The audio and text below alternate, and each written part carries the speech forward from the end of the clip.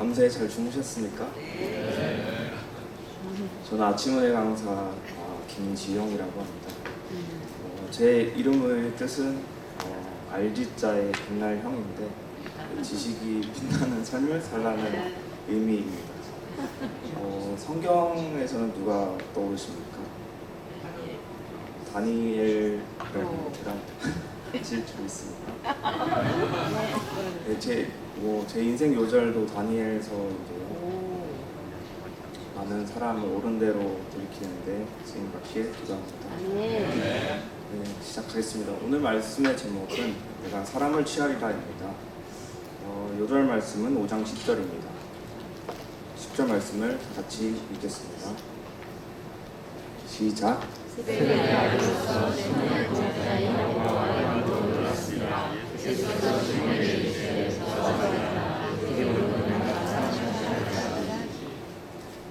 오늘 말씀은 예수님이 베드로를 제자로 부르시는 말씀이십니다. 오늘 말씀을 통해서 우리에게 주신 하나님의 큰 소원과 하나님의 비전을 영접하고 이 부르심에 믿음으로 응답하여 영적인 축복의 세계를 누리는 복된 인생 살길 기도합니다. 파트 1. 깊은 데로 가서 그물을 내려 고기를 잡으라. 예수님은 하나님의 말씀을 증거하시면서 병자, 귀신 들린 자를 고치는 사역을 시작하였습니다. 영혼이 갈급한 많은 사람들이 아침부터 게네사렛 호수에 몰려들기 시작했습니다. 그러나 예수님은 이들에게 병고침보다 더 근본적인 문제인 죄사함과 구원의 말씀을 가르치시기를 원하셨습니다. 아침 호숫가에는 배 두 척이 있었고 어부들이 배에서 나와서 그물을 막 싣고 있었습니다. 예수님은 배를 강단 삼아 육지의 사람들에게 말씀을 전하기 위해 시몬에게 배를 빌려달라고 했습니다.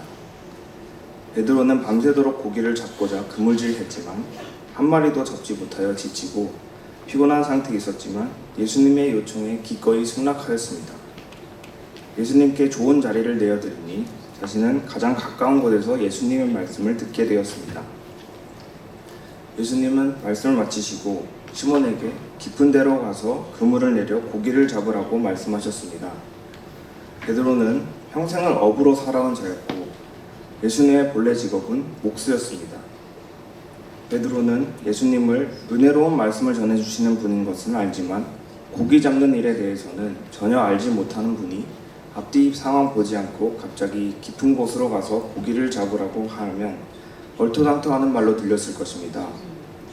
또한 예수님은 베드로를 여러 번 마주하면서 이미 알고 있는 상태였기 때문에 단지 나를 따르라 하면 되는데 왜 깊은 데로 가서 고기를 잡으라고 말씀하십니까? 베드로는 밤새 힘들게 일했지만 허탕치고 돌아왔습니다. 이때 예수님이 그냥 나를 따르라 하시면 베드로 입장에서는 예수님의 말씀이 거봐 나를 따르지 않으면 그렇게 허탕치게 된다고 생각하거나 그렇게 힘든 일 할 바에는 그냥 때려치고 나를 따라오라는 말로 들릴 수 있습니다.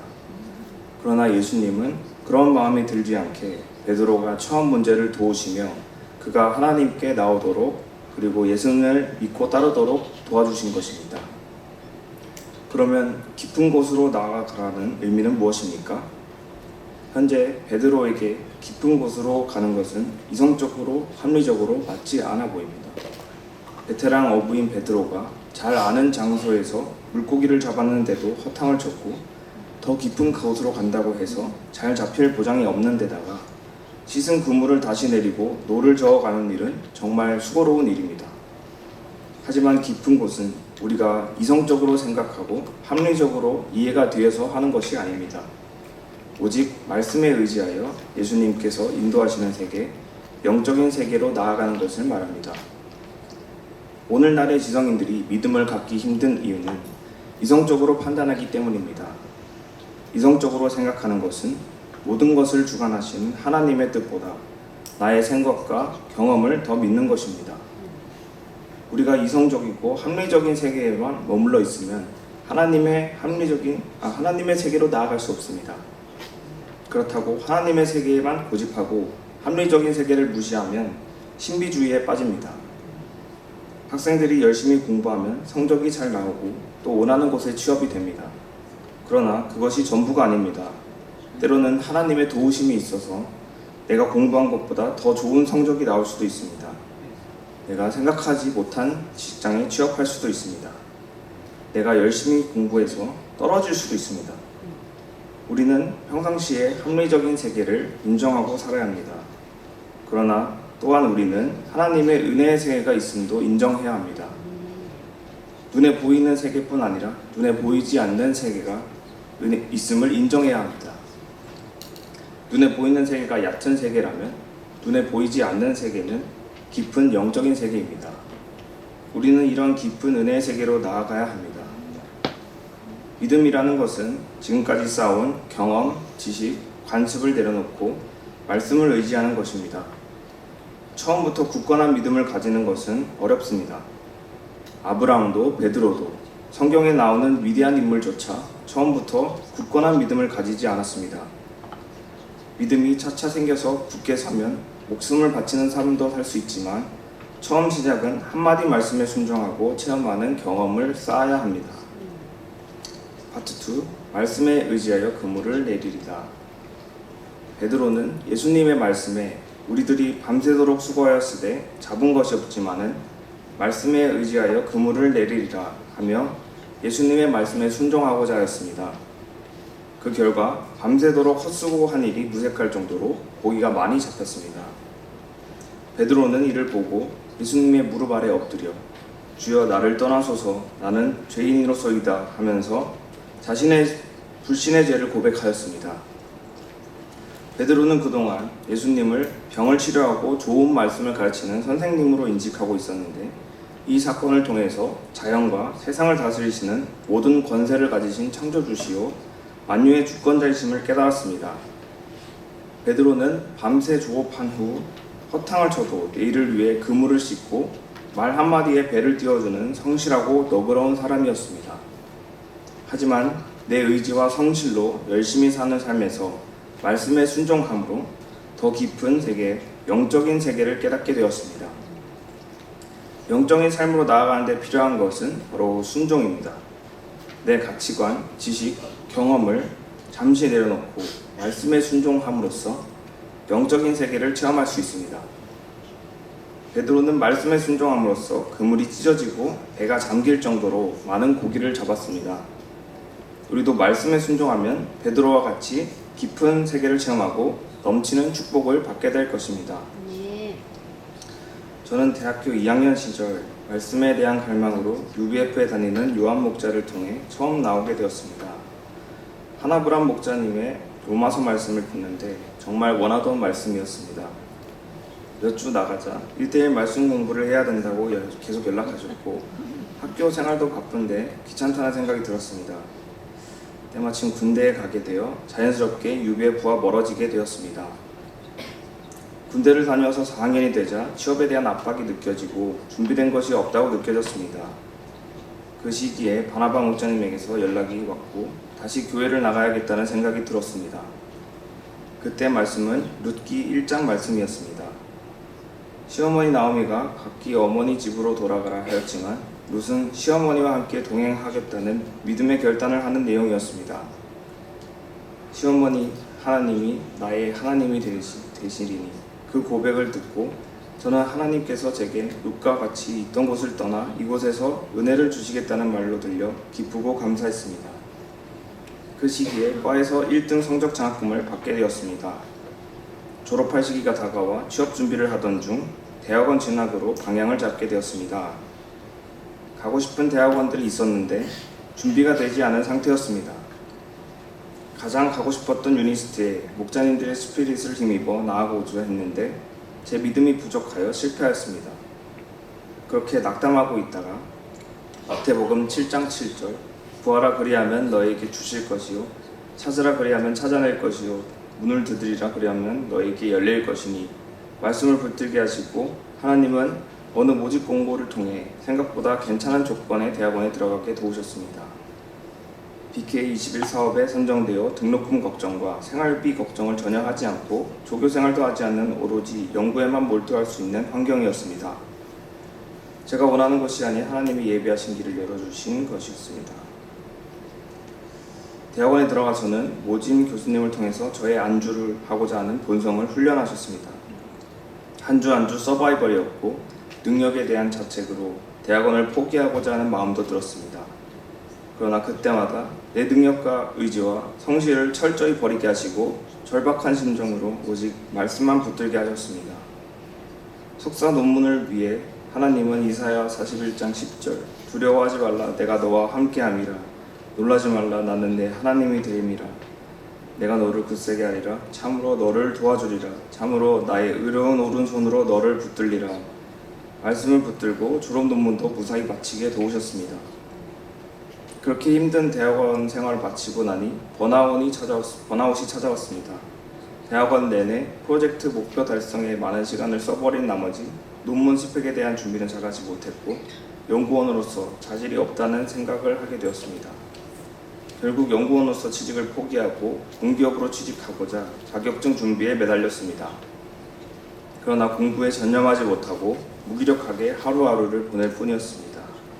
서원 기도와 각종 노력에도 3번의 자격증 도전에 실패하고 목자님들은 이제 그만하고 취직 준비하자고 하셨습니다. 그러나 저는 한 번 더 고집을 부렸고 필기에는 합격할 수 있었습니다. 실기 준비를 하던 와중에 목자님이 제 전공 분야에 적합한 취업 공고가 올랐다며 지원하고자 하자고 하셨습니다. 저는 아무런 준비가 되어 있지 않아서 주저했지만 어떻게든 마감을 맞춰 지원하였습니다.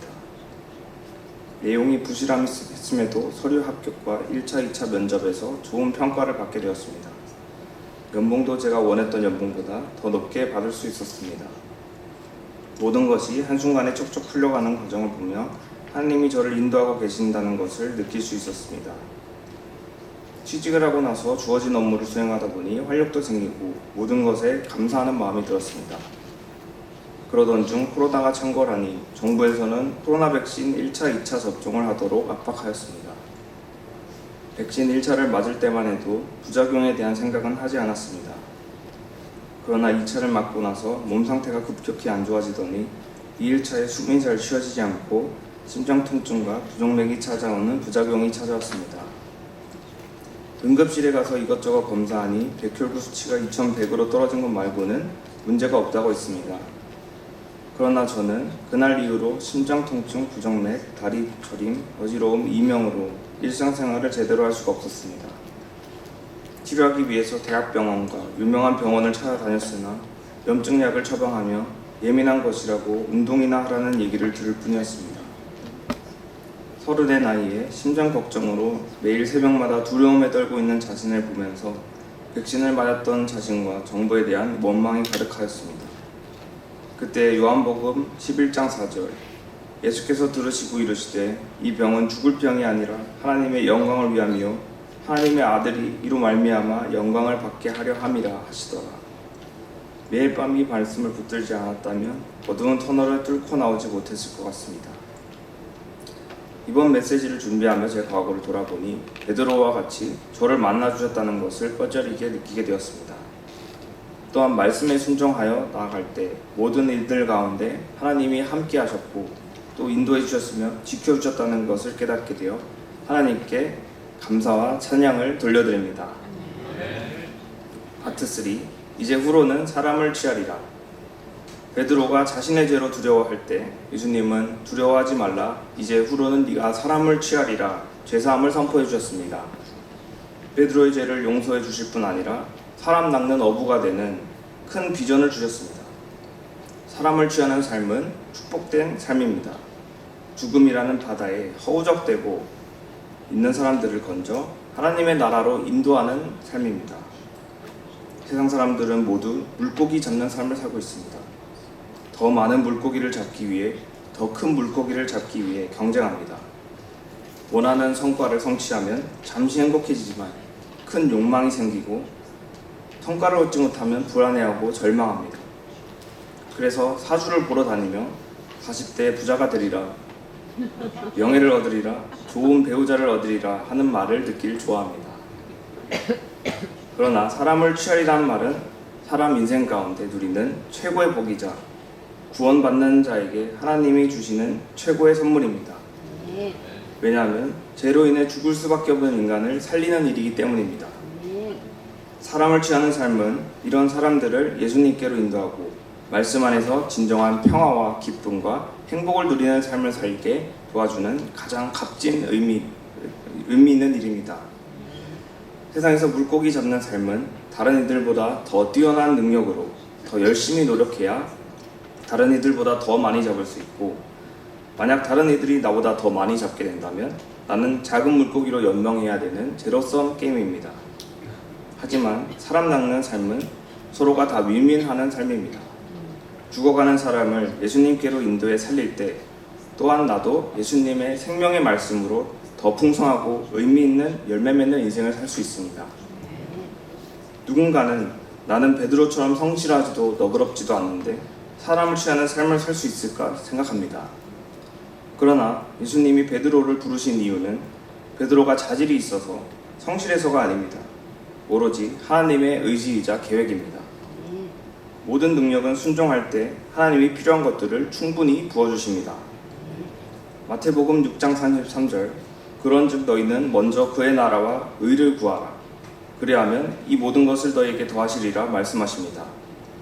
또 우리가 복음을 전할 때 무엇을 말할까 염려하지 말라. 우리에게 할 말을 주신다 하셨습니다. 우리가 부모의 심정으로 모든 것을 희생하신 예수님과 같은 마음으로 죽어가는 사람을 살리고자 한다면 하나님의 도우심으로 양들의 마음을 움직일 수 있을 것입니다. 우리가 예수님의 말씀으로 죄로 죽어가는 사람들을 살리는 목자로 축복받는 인생을 살길 기도합니다. 결론입니다. 사람을 취하는 삶, 예수님을 따르는 삶은 쉽지 않은 길입니다. 그러나 한 가지 분명한 것은 하나님이 언제나 우리를 사랑하시고 방패되어 주시고 복 주시고 합력하여 선을 이루시는 하나님이십니다.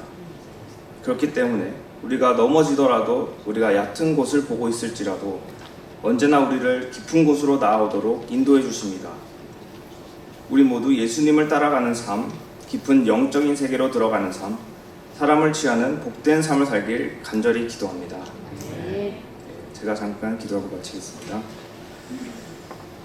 사랑과 은혜가 풍성하신 하나님 아버지, 저에게 내가 사람을 취하리라 비전의 말씀을 주셔서 감사합니다. 오늘 말씀에 베드로와 같이 말씀에 순종하여 얕은 물가에서 깊은 물가로 나아가는 저희를 되게 도와주시옵소서. 저희는 다만 예수님의 이름으로 기도하였습니다. 네.